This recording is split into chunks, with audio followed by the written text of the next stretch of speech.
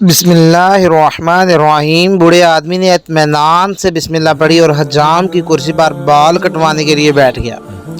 بوڑھے کے چہرے پر موجود نرم مسکراہٹ سے حجام کو بات چیت کا حوصلہ ہوا۔ حجام نے کہا، دنیا میں بہت سے مذاہب خدا کو مانتے ہیں، لیکن میں خدا کے وجود کو نہیں مانتا۔ مسلمان بوڑھے نے پوچھا، کیوں نہیں مانتے؟ حجام نے کہا، دنیا میں بہت پریشانیاں، مصیبتیں، بدحالی اور افراتفری ہیں۔ اگر خدا کا وجود ہوتا تو یہ سب مصیبتیں اور پریشانیاں بھی موجود نہ ہوتی۔